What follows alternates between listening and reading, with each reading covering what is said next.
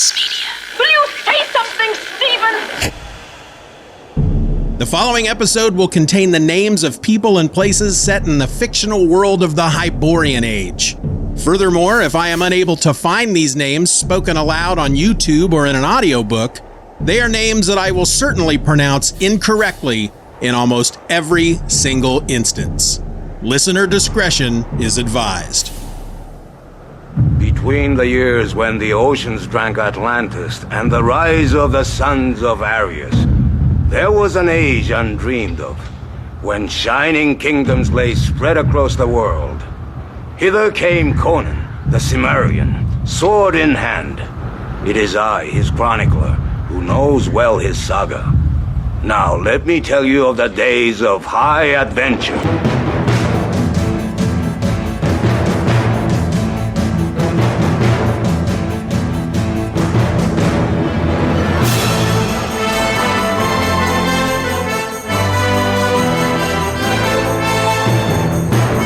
Welcome to Hither Came Conan, the podcast that had to look up what a thew was, or more specifically, the plural, thews. You know, because it seems to be the single most common noun used in all of Robert E. Howard's Conan tales. For example, here's a sentence from Black Colossus. His manner was slightly affected, but the thews under his silks were steely. And from the Slithering Shadow, the chance for life had lent fresh vigor and resilience to the Cimmerian's steely thews. Also, from Rogues in the House, when he came to, he was in the strongest dungeon in the city, shackled to the wall with chains not even his barbaric thews could break. And finally, my favorite example from Queen of the Black Coast, the rest did not falter. On they came, and like a rain of death among them fell the arrows of the Cimmerian, driven with all the force and accuracy of steely thews, backed by a hate hot as the slag heaps of hell. So yeah, thews.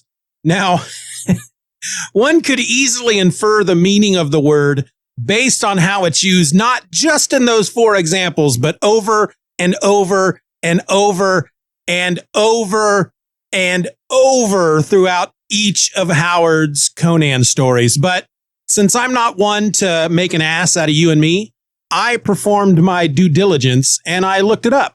Thews simply are muscle and sinew. And that's one to grow on. Wow, I kind of let that intro get away from me there. The word you're looking for is... anyway... I'm your host. My name is Steeven, and today Conan is accused of murder in what has to be the very first sword-and-sorcery police procedural. Or not. I don't know. I'm not confident enough to make that claim. Just throwing the possibility out there for each and every one of you. That being said, today we're looking at Conan the Barbarian, issue number 7 from Marvel Comics. This issue sports a cover date of July 1971, but it hit the stands in April. It sold for 15 cents, and the title of the story is The Lurker Within. It was written by Roy Thomas with pencils by Barry Windsor-Smith, inks by Dan Adkins, and the letters were by Sam Rosen. Into the boat! As our story opens, Conan has been traveling along the Road of Kings and now finds himself within earshot of Numalia, the second greatest city in the kingdom of Nemedia, its many towers just visible in the distance. Suddenly, he hears a cry for help. Looking about in the open grasslands between himself and the city, he spies an overturned chariot attached to a pair of terrified horses, and nearby, a pretty lady beset by a pack of wolves. And by pack, I mean three. 3 wolves. Not that, 3 wolves ain't no big deal. Psh, 3 wolves. What's she screaming about? I mean, what a baby. No, that's not how I meant it. I just mean for Conan, 3 wolves probably isn't enough to make him break a sweat. And you know what? The barbarian proves me right when he springs into action and putting those steely thews to work, slays one of the wolves with ease before mocking the other 2 as they run for their lives. The woman, grateful to the barbarian for saving her life, is the Lady Astrius, who commands Conan to drive her back into the city. Conan, having never driven a chariot before, agrees to be her driver, but only so that he can get into the city with a little fuss and bother. Once inside the city walls, as they race through the streets at breakneck speed, they bump wheels with another chariot that's going in the opposite direction. Conan and the other driver stop to yell at each other for a bit, drawing the attention of Dionys, prefect of the city guard, or, in modern terms, a glorified beat cop. Dionys swaggers up between the two drivers to see what's what. Right! What's all this in? When the other man tells Johnny Law that Conan has threatened to kill him, Dionys asks for Conan's license and registration, sticking the point of his spear in the barbarian's face just to show Conan what he'll get if he dares to defy the law. Mister, I am the law. Conan being Conan, well, he knocks the cop on his ass.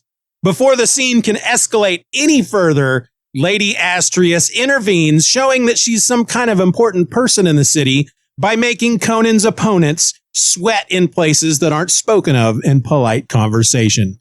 With everything settled, sort of, Astrius and Conan take off. Take off, eh? As they continue their way through the city, Astrius tells Conan that the other driver was Callian, the owner of Numalia's House of Relics. She also explains that she's the niece of a governor, that she's in a bit of a pickle, and that Conan might be able to help her out. She takes Conan to a part of the city that overlooks a massively sprawling palatial structure, explaining that this is Callian's House of Relics, which has got to hold treasures inside worth a king's ransom. She then tells Conan that she has racked up a ton of gambling debts, and she's been trying to figure out how to deal with them. One idea she has involves a caravan that arrived in the city just that very morning from Stygia. With the caravan came 3 men bearing a large and ancient golden bowl, sealed shut with an ornate lid. The 3 men had taken the bowl to Callian and told him that it was a gift for Corantes of Hanumar, priest of the god bird Ibis, and that others will be coming tomorrow to take the bowl on the next leg of its journey. But until then, they need a place to store it, and so they asked if, they can do that at Callian's place. Oh, and Astrius just happened to be there when all of that went down, so she heard everything. Well, Callian agrees to hold the bowl, secretly thinking that there must be an invaluable treasure inside and that he might want to get his hands on it. Astrius has the same thought, and she wants Conan to break into the House of Relics tonight, open the bowl, and bring her what is inside. Conan is intrigued, and so that night, he breaks into the museum and almost immediately finds that Callian is dead and that the golden bowl is empty. Conan is discovered standing over the body by Eris, a watchman at the House of Relics, who quickly summons the guard. Dionys of the guard arrives with some of his men, as well as Demetrio, chief inspector, and cosplayer who specializes in looking like Fandral from the Thor comics. While Dionys is ready to arrest Conan for the murder, Demetrio isn't so sure, and so he begins his investigation and interrogation. Soon Astrius arrives on the scene, and she wastes no time in blaming Conan for the murder. Suddenly, a horrified scream cuts through everything as a broken, maddened, and dying Eris stumbles out of an adjoining room. The others rush into the locked room and find it in shambles. A golden mask on the wall with snakes for hair compels Astrius to approach it before the mask, in reality the face of the man-serpent, bursts from the wall and attacks. Demetrio and Astrius are killed, and as Conan fights the creature, he realizes that the Stygians must have discovered this god in the bowl and sent it to destroy the priest of Ibis, a plan ruined when Callian peeked inside the bowl and released the man-serpent. Conan finally bludgeons the monster to death and then steals a look inside the bowl, only to see the frightening image of Thoth-Amon staring back at him. As the issue ends, Conan flees the city.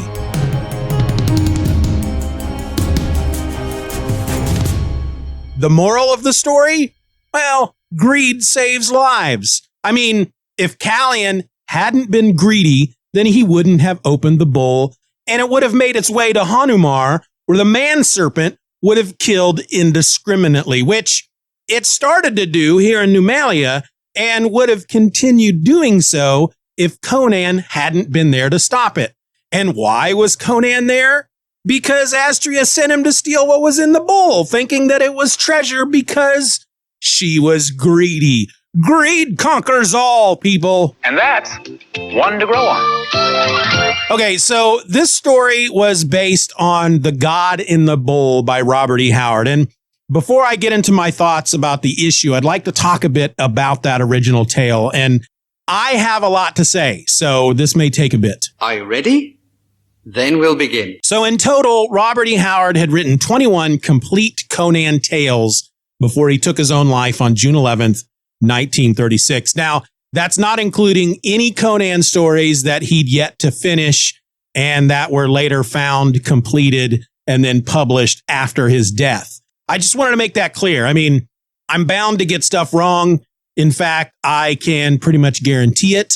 And when I do, I need y'all to email me and let me know. But I don't want emails that are caused because I didn't make something clear. Are we clear? Anyway, of those 21 completed Conan stories, 17 were bought for publication by Weird Tales magazine while Howard was still alive. And when I say bought, I only mean that I'm sure that there was intent to pay Howard for his work, probably. But in the end, it looks like he was having a bit of a difficult time getting all of the money he was owed by the magazine, which may have been a factor combined with the declining health of his mother that contributed to his suicide. And I don't know, maybe I'll get into all of that on a later episode, but not today.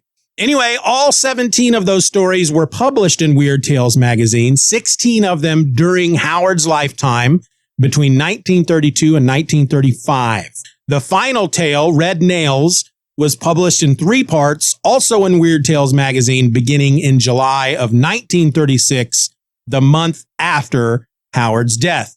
The other 4 Conan tales, beyond the 17 I just talked about, were lost until 1951, when The God in the Bowl, along with 2 others, The Black Stranger and The Frost Giant's Daughter, were found by writer L. Sprague de Camp, buried in a box owned by Oscar J. Friend, writer and literary agent.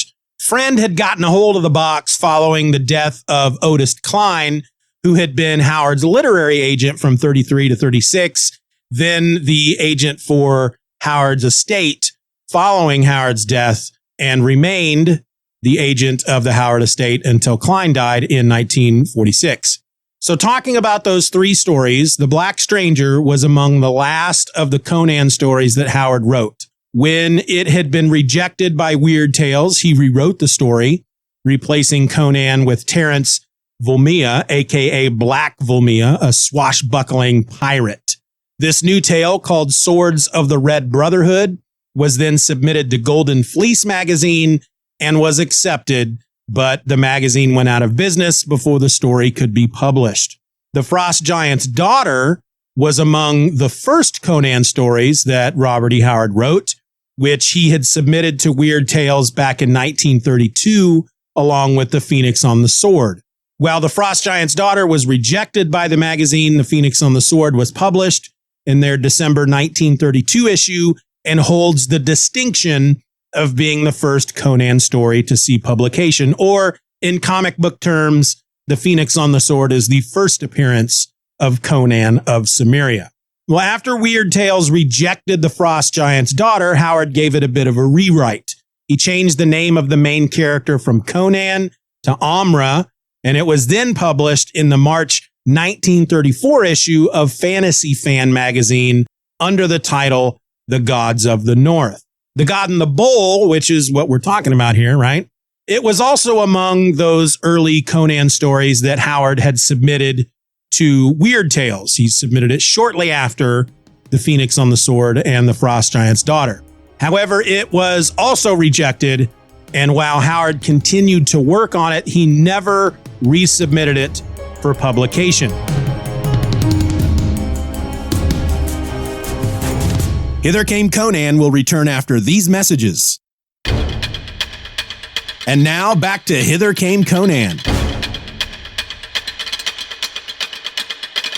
When the three stories were found by DeCamp in 1951, DeCamp, for some reason, rewrote them extensively. I mean, he kept them as Conan stories, but I guess he thought he could improve on them. DeCamp's version of The God and the Bull was first published in Space Science Fiction magazine in September of 1952, then again in the hardback collection, The Coming of Conan, in 1953 through Gnome Press, then again in the paperback collection simply called Conan from Lancer in 1968.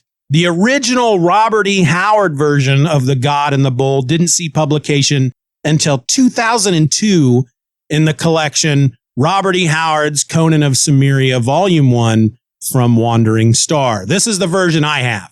Actually, I have the audiobook, which is read by Todd McLaren, who doesn't know how to pronounce Cimmerian, which drove me crazy.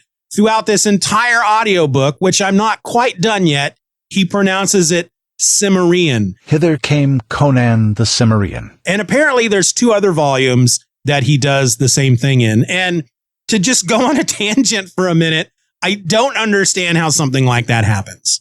Is there no quality control when these audiobooks are made? Is there not somebody who knows, like an editor or something that could say, buddy, it's actually Cimmerian, not Cimmerian. The Cimmerian. Apparently there's not somebody like that, or at least not for this book, because, Cimmerian, he kept saying it over and over and over. And yet at one point he actually calls Cimmeria, and yet Cimmerian drove me absolutely crazy and will probably continue to drive me crazy as I continue with those audiobooks. Anyway, something that I learned real quick when I was doing all this research is that when it comes to Conan, L. Sprague de Camp is like a very polarizing figure in the Conan fandom. I mean, all right, so those Lancer paperbacks, right? Well, if you weren't around at the time, then what you need to understand is that Lancer and then Ace Books, they published a total of 12 volumes, which were reprinted numerous times throughout the 70s and the 80s. And at least 8 of those volumes had covers by Frank Frazetta. And, well, it's those books, along with the Marvel comics, that really brought Conan to the masses. I mean, look up those Frank Frazetta covers sometime because they are gorgeous. In fact, those first 2 volumes, Conan and Conan of Cimmeria, were in my house growing up. I don't know if my dad bought them or if it was my older brother, but I remember those books being in the house. And the crazy thing is, thinking back, I don't know that I ever read them. I mean, all this time living in the same house with those 2 Conan books with gorgeous, gorgeous covers, and at the same time watching Conan the Destroyer over and over and over, and also having a great love for reading. I don't know why I never read either of those books back then. I mean, I was a pretty stupid kid. Anyway, for some within the Conan fan community, well, they love those Lancer books. They were the books that got them into Conan. In fact, Roy Thomas, his first few Conan books that he ever bought were these Lancer books. But for Howard purists, L. Sprague de Camp is basically Satan. He's the very face of evil because he just took it upon himself to rewrite a bunch of those stories. And for those that were found that were just story fragments or, a synopsis for a story, that makes sense. But for him to take a story like The God and the Bull, which was a complete story, for him to just rewrite it, once that was kind of discovered, I guess like I said, the Howard purists were really, really upset about that. For me, I mean, honestly, I don't really care. A good story is a good story. And it's not like DeCamp stole the stories from Howard, rewrote them, and then claimed them as his own. I mean, I don't think he ever tried to hide the fact that he rewrote them. What's funny, though, now that there has been this Howard renaissance, with these newer collections that contain only Howard's original stories, because once it was kind of, once it became kind of general knowledge that not all, but a lot of these Howard stories that were in these Lancer/Ace books and whatnot had been rewritten by L. Sprague de Camp, there was this concerted effort to gather these 21 Robert E. Howard stories in their original form and publish them that way. But now that they've done that, and they've been doing that since 2002, these old Lancer books, I guess they're very hard to get a hold of. And if you have them, if you have even one of them, they're worth some cheddar. So keep that in mind. Anyway, I know that was a lot, but I love talking about this stuff. So that's what I'm going to do when I get the chance. Speaking of which, let's get back to the comic book, shall we? By the way, I know I said that there were 4 lost stories, and I've only mentioned 3, The Black Stranger, The Frost Giant's Daughter, and of course, The God in the Bull. If you're curious what the 4th one is, it is The Veil of Lost Women, which doesn't come up for quite a while in Conan the Barbarian, not until like issue number 104. But I do want to talk about this story at some point soon, because good Lord, that is one racist story. And I have a lot of thoughts and feelings about it, and I want to talk about it. So yeah, I'm probably going to do that at some point in the near future. Okay, so The God in the Bull has to date a total of 2 comic book adaptations. The first is, of course, the issue we just talked about, Conan the Barbarian number 7 from Marvel Comics, published in April of 1971, which is titled The Lurker Within. The second adaptation is Conan issues 10 and 11 from Dark Horse. Both of those issues were written by Kurt Busiek, with pencils by Cary Nord, inks by Thomas Yates, letters by Richard Starkings, and the colors were by Dave Stewart. And they were published in November and December of 2004. The Marvel version takes way more liberties with the story, while the Dark Horse version is more or less just a straight up adaptation. They take everything in the story and they just make a 2-issue comic book about it. So with that said, let's talk about the differences between the comic book adaptations and the original Robert E. Howard story. And to be honest, there really are no differences when you compare the Dark Horse version and the original. So instead, let's focus on how the Marvel version, The Lurker Within, differs from the other 2, The God and the Bull. One big difference is the pacing and the way that each version of the story unfolds. In God and the Bull, which I should say at the outset is one of my favorites, it might even be in my top 5 Robert E. Howard original Conan stories. Keep in mind, however, that I've read just 12 of the 21 so far. But if we were starting with number 5, I'd go God and the Bull, The Scarlet Citadel, People of the Black Circle, Rogues in the House, and The Phoenix on the Sword. That being said, The God and the Bull is very low on action. It's mostly Conan being angry while the Chief Inquisitor Demetrio asks questions as he investigates the murder of Callian Publico. It's great stuff. It really is. And it practically oozes this creeping fear when we finally meet the titular god. The Lurker Within, however, takes a different approach. Both versions are, in essence, a locked room mystery. But where The God and the Bull is this slow build of an interrogation that culminates in this swift explosion of horror and violence, The Lurker Within packs in more action and story to try and entertain the average comic book reader. The God and the Bull takes like what appears to be this typical detective story, only placed inside of a fantasy setting, and the ending kicks all of that in the ass.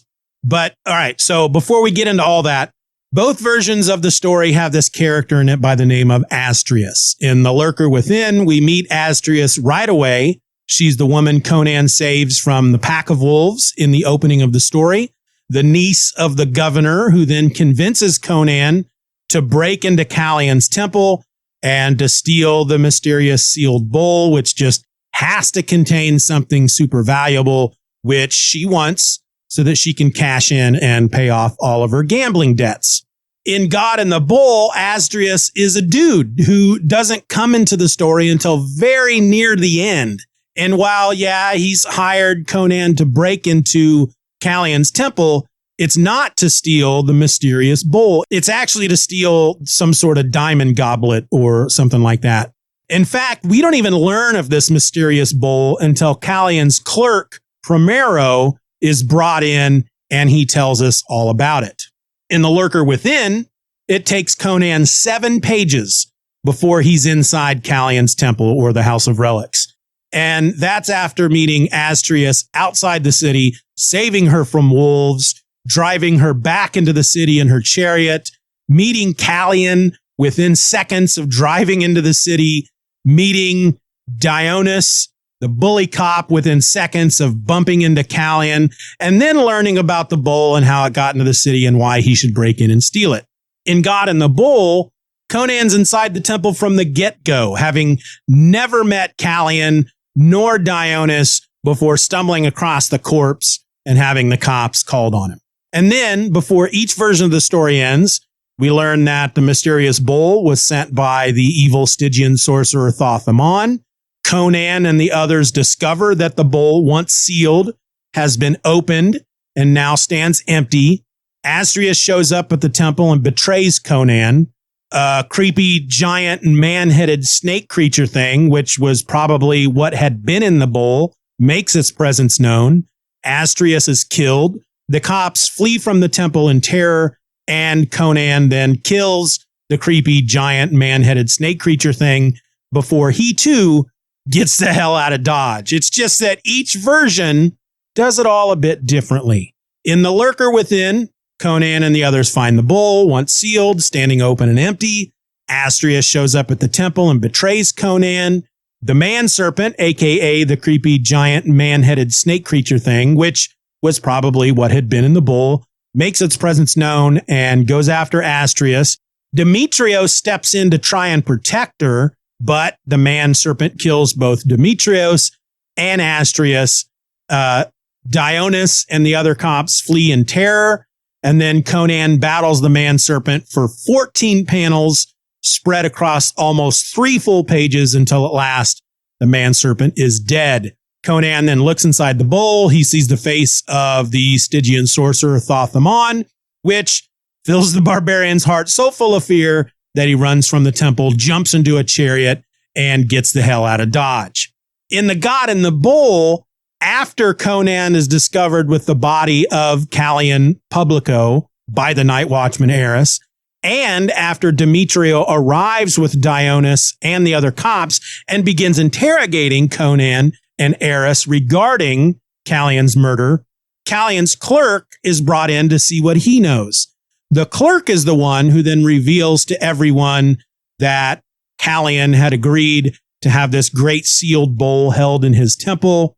It was sent from Stygia as a gift for Calantes, the priest of Ibis, and that Callion had come to the temple that night to examine it, thinking that it held a great treasure within. Conan and the others soon find the bowl open and empty before the clerk discovers the symbol of Thoth-Amon carved into the bottom of the bowl, which freaks the clerk out because it must mean that the bowl was sent by the sorcerer. Astrius, who again, in the God in the Bowl, is a man, is found creeping about outside the temple, and he's brought inside by a couple of the cops so that Demetrios can question him. Demetrios, however, recognizes him as the city governor's nephew. Astrius claims that he was on his way home after a night on the town and that he was walking in the open air to clear his head from drinking a bunch of wine. Then, when Astrius notices the body of Callion Publico and asks about it, Dionys tells him that Publico was murdered and that Conan is the one who did the deed. See, even though Demetrios doesn't quite believe that Conan is guilty, Dionys is a bully who lacks the gift of rational thought. And once the idea that Conan is the murderer is put inside his tiny brain, he refuses to accept any other possibility. Well, in God in the Bowl, Astrius agrees with Dionys, stating, "A vicious-looking brute. How can any doubt his guilt? I have never seen such a villainous countenance before." Well, Conan has something to say about that. Hither Came Conan will return after these messages. And now back to Hither Came Conan. This is the point in the story where Conan, who has already admitted that he had been hired to steal this diamond goblet, reveals that it was Astrius who had hired him, and that Astrius was creeping about outside the temple because he was waiting for Conan to bring him his prize. Furthermore, Conan announces that he never would have narked the dude out had Astrius not dealt Conan so dirty just now. Conan then demands that Astrius admit to the truth because the dude is still Conan's alibi and can testify to the fact that Conan wasn't yet inside the temple by the time that Callion had been murdered. Astrius, however, claims to not know who Conan is and that he must be a madman who should be punished for his crime. Well, in what has to be the single best moment of the story, Conan drops his head in resignation as if he's given up. He has accepted his fate. And this causes all of the other folks in the room, the cops and whatnot, and Demetrio, to kind of relax a little bit. Because up to this point, again, Conan has just been angry. They've let him keep his sword. And anytime an accusation is thrown his way, he threatens to cut somebody's head off or split their skull and blah, blah, blah, blah, blah. So as soon as this Astrius guy does not help out Conan in any way, everybody thinks that Conan is just going to flip out. And so when he just hangs his head in resignation, everybody kind of relaxes. There's kind of like this almost audible sigh in the room. They're all like, ah. And then before anybody can so much as blink, he suddenly pulls his sword and in a flash of steel cuts the head from the top of Astrius's body. It was a pretty awesome moment. And it's at that point, of course, that all hell just breaks loose and Conan starts sticking everybody until the creepy giant man-headed snake creature reveals itself. Demetrios and the others who survive Conan's murderous rampage, they flee in terror before Conan, quick as a whistle, just lops the thing's head off before he too gets the hell out of Dodge. And so, yeah, there are some basic similarities between the Lurker Within and the God in the Bull. It's just that the Lurker Within is more kind of non-stop action, whereas the God in the Bull kind of lulls you into this police procedural thing before quickly doling out the action and then just as quickly ending. So with all that said, looking back on both the adaptations, I have to say that the Dark Horse version is my favorite. Not only does it look better, it is beat for beat a accurate retelling of the God in the Bull, which, as far as I'm concerned, is a much better story than the Lurker Within. The God in the Bull, the original Robert E. Howard story, was the third Conan story that he wrote before he'd really put much down on paper in regard to the world in which Conan lives, which is the essay that would soon become the Hyborian Age. And that means he didn't quite have everything in regard to either the character or the setting quite nailed down in his head before he began writing. But really, there's not a lot there to allow much of exactly who Conan is, as a person. There's not enough there really for that to come through. Not any real opportunity in this story for character growth. And yet there are certain traits that he gives Conan that sticks with the character throughout the rest of his stories, or at least the ones I've read so far. First and foremost, of course, Conan don't take no shit from nobody. Second, Conan does have a moral code, though some could probably argue that it's a bit bent. But when Astrius shows up and basically betrays Conan, it's made pretty clear that Conan would never have given him up as an accomplice. And yet, the moment Astrius calls Conan out, well, Conan lops his head off, despite being outnumbered by the cops. I mean, this is a guy you want to be friends with. If you're loyal and true, Conan would probably die fighting an army to defend you. Cross him, however, and you might as well just jump off a cliff. We also learn just how dangerous Conan can be. Of course, we knew that already. That is, if this wasn't our first Conan story. But once again, he's outnumbered at least 2-1. And yet, when he kills Astrius, it's pretty clear that had the god in the bowl serpent thing not interrupted him, he probably would have killed all the cops, or at least killed some and wounded the rest. And then he would have just strolled away and gotten on with his life. The dude just exudes violence and death, which, here, let me share you my favorite line from the original story. This is at a point where Demetrio raises his voice to Conan one too many times and calls him a liar. The Cimmerian laid his hand on his sword hilt, and the gesture was as fraught with menace as the lifting of a tiger's lip to bare his fangs. That's some powerful stuff. One sentence, 28 words, in which Conan simply puts a hand on his sword hilt, but it's a gesture that screams volumes.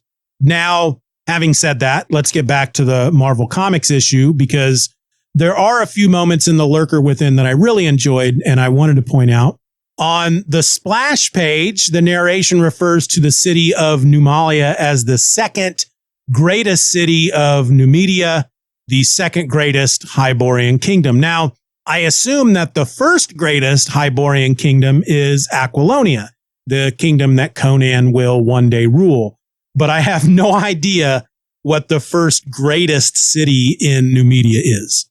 However, if I had to guess, I figure that the first greatest city is Hanumar, only because it's where Carinthes, priest of the god bird Ibis, lives, and of course where the golden bowl was meant to go. Oh, and here's an odd fact. Carinthes is spelled with a K in the Lurker Within, but with a C in the God in the Bowl, which, yeah, is kind of odd. I don't know why Roy Thomas made that change. And frankly, reading his Barbarian Life book about all of these Conan issues, he doesn't remember why he did that either. And you know what? Speaking of geography, since we were talking about geography just a bit ago, if you look at the map, if you've got the map and you look at it, and we chart Conan's progress through these 7 issues of the Marvel run, it looks like he's traveling in a bit of a circle.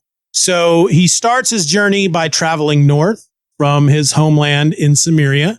He goes up to Nordheim, which is where you find Vanaheim and Asgard. From there, he goes into Hyperborea and Brithunia, and that's where he is involved in the war between these two nations in the Grim Grey God story. I now can't remember what that's called off the top of my head. He then travels south into Zamora, where in the last issue, he was in Shadazar. But then he would to get to Nemedia, he crosses through the kingdom of Corinthia, and he's traveling west at this point. So he's kind of gone north and then east and then south and then southeast and now west again to Nemedia, which is practically right under Cimmeria. So I'm not sure why he's traveling in that circle, but that's what he's doing so far. Back to the comic, I also enjoyed the moment in the issue when Conan breaks into the temple or the House of Relics and almost immediately finds himself face to face with a stuffed elephant.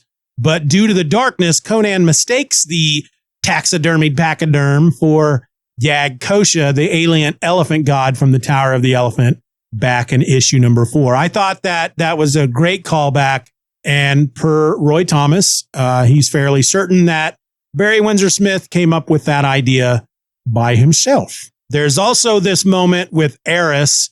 See, in both versions, Eris is sent off to investigate a particular room, and he comes back after having borne witness to the god in the bowl. In the original story, I think he says something to the effect of the god has a long neck. But the Lurker Within version, the panel that shows him laying on the ground with this look of horror, terror on his face, it is super creepy. And it's maybe one of my favorite panels, even if I look at the Dark Horse version is probably my favorite panel among any panel of both versions. The last thing I wanted to say about the Marvel version here is that I rather enjoyed the reveal of the man-serpent over how it was done in the Dark Horse version. Both have this masked face appearing above a screen. The Marvel version is meant so that the way it's put together is that you're meant to see this masked face with snakes as hair and think that it's part of the wall, like it's a wall ornament or a sculpture of something like that. And it looks super creepy. It's pretty creepy in the Dark Horse version, but I feel like it's way more creepy in the Marvel version for some reason. There's just something about seeing that masked face there above the screen, how the way Barry Windsor Smith draws it, it's almost like it's just part of the background. You may not even notice it at first, and it's super creepy. But all in all, I did enjoy the Dark Horse version better. I do, however, understand why Roy and Barry made so many changes when they did their version. And a lot of that had to do with the fact that it was a single issue. It was, these were all at the time, these 70s Conan books, they were one and done issues, and they had to fit this story into one issue. And they had to do it in such a way that folks who were reading Marvel comics or comics in general were kind of used to when it came to a comic book story. And had they spent most of the issue with all these dudes just standing around talking, it would have been fairly boring. And I mean, really, the two Dark Horse comics, I'll be honest with you, while I did enjoy that version better, I think if I had been buying those issues at the time, I may have been a little annoyed that I spent so much money on two issues in which 80% of the combined story, not a lot happens. They're just standing around discussing the case, basically. But Roy and Barry had to do it a certain way, and I totally get it. They had to keep readers interested throughout the entire story. They had to tell an entertaining story within those 20 pages, and I think they pulled it off. I did really enjoy the issue. It's probably one of my favorite of the 7 so far. I don't know that I would be willing to sit down and rank them at this point, but I just like the Dark Horse version better. How about you? Let me know. StevenRLs@gmail.com. Everybody out!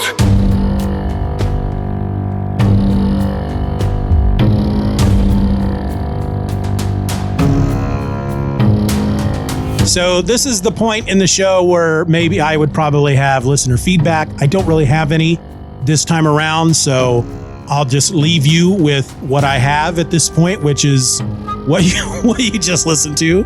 And then I'll just ask you to make sure that you join me here next time when I will be talking about, well, it should be Conan the Barbarian issue number 8, which is entitled Keepers of the Crypt. But I wanted to ask you all something.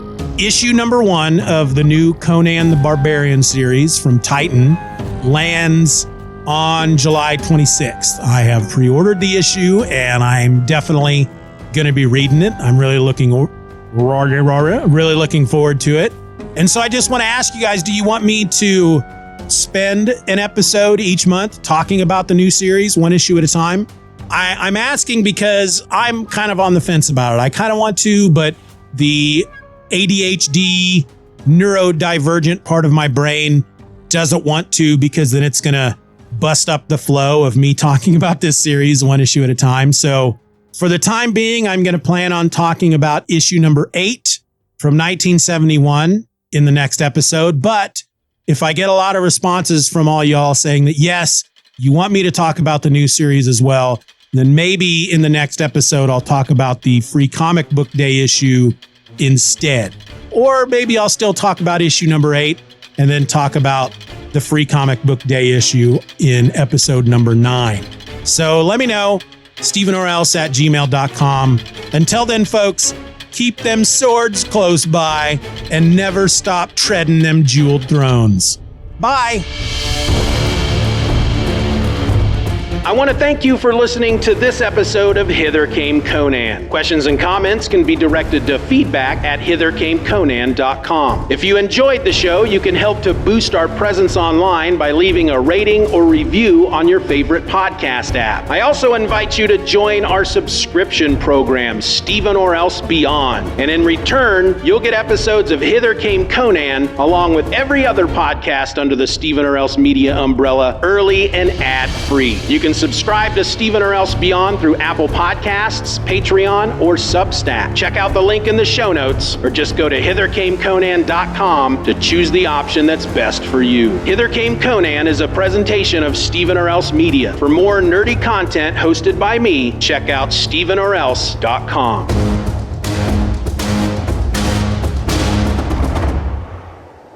Many wars and feuds did Conan fight. Honor and fear were heaped upon his name.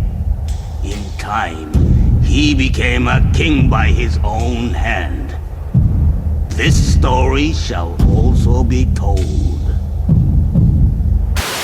Hello and welcome to Hither Came Conan, the podcast that I run out of breath within seconds of starting the show.